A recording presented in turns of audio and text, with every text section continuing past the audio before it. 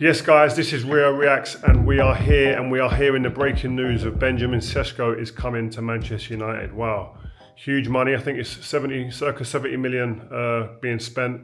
Listen, he's a young kid, young guy, been at Leipzig playing, scoring goals. I think last season he played 45 games, 21 goals, 6 assists. So the guy knows where the back of the net is. That's almost 1 goal every 2 games. Yes, it's a different league, it's the Bundesliga. But he does play international football as well. He scores it in national football. He knows where the net is, and he's a lot of people are gonna go and suggest, oh, has he got the experience? I was one of those guys in that camp going, you know what? Where is a player that can actually show the young, inexperienced strikers that we have already at the club how to do things in times of need? Who do they look to?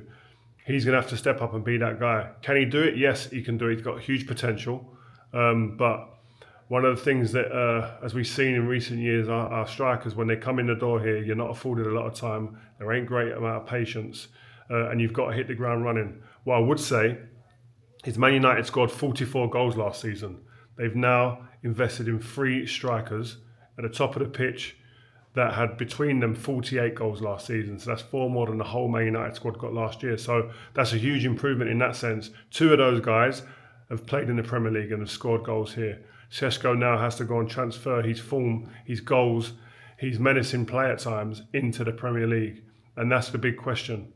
But what I would say, not only the goals is a step up, but I would say the mobility in the front areas now is something, as a defender, I'm looking at and I'm thinking differently about Manchester United's front line.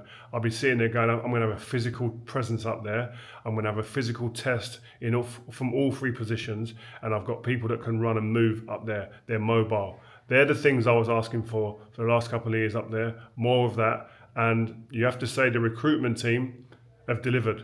They've absolutely delivered in that department in terms of the mobility, the pace, the power. So now who's next? Who's next going to be coming through the door? 3 front men have come in the door. I think that the fan base have to be pleased with that. And I think the recruitment team have to take great credit in that sense. But now these guys have got to go and deliver. Ruben Amorim has to set this team up for this team to go and deliver now. What's behind that? Is there going to be more incomings? Get in the comments, get in the chat, and let us know where else you would be spending any money, if there's any money to spend. One thing now we need to see is the 3 or 4 players that are in the sidelines who we're being told have been omitted from the squad. The Antonys, the Malacias, the Sanchos, the Garnachos.